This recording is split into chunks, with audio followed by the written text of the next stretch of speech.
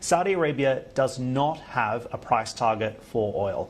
OPEC does not have a price target for oil. And no analyst, no minister, no top official I've spoken to in the last number of years has even suggested that there is a price target out there. So what specifically is this FT report referring to, and where did it come from?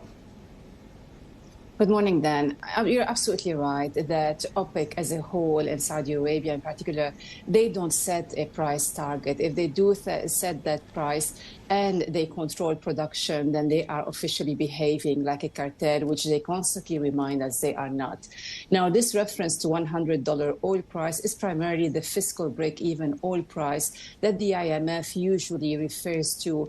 And it simply talks about the oil price that is needed for a country to balance its budget. And as you all know, it's not a secret, Saudi Arabia has ambitious projects that require lots of funding. And for an oil-dependent economy, they need certain prices to keep their books balanced. But it does not mean that Saudi Arabia cannot function with a budget deficit. So many countries around the world do have budget deficit. The Saudis do have the resources to back their budget deficit if they run one. So it's not the end of the world if it falls below that fiscal break-even oil price. And mind you, there are other countries within the OPEC Plus group that require much higher prices to balance their budget. So this is where this whole argument comes about the $100, an officially stated price, but I have not seen anywhere from the Saudis or OPEC any price target. Of course, the higher the better for them, but nothing has been set in stone.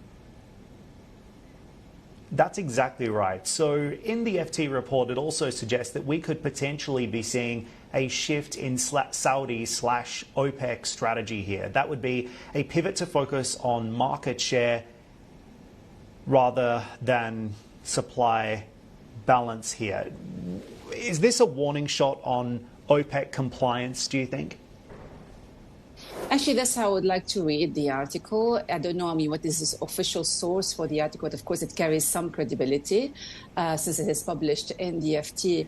But I would see it, if there is this kind of credibility from officials coming from Saudi Arabia, I would read it more as a Saudi sending some warning to the cheaters within OPEC, because I think Saudi Arabia has been carrying most of the burden of the production cuts, while others, the usual suspects, particularly Iraq, within the OPEC side, and you have other members within the Plus side.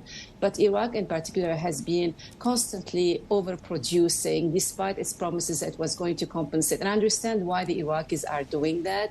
Mind you, they were under sanctions and wars for years, and they lost a lot of market share at the expense of other members within OPEC gaining that market share. So the Iraqis kind of feel indirectly entitled to keep on producing. And also don't forget that they have much bigger dependence on oil revenues than many other OPEC members. 90% of government revenues come from oil, and in some cases 100% of export revenues come from oil. So the Saudis here may be sending an indirect message to the cheaters that the days of me carrying your burden are over. But let's see if they're going to act on their threat, if that is the message they want to convey.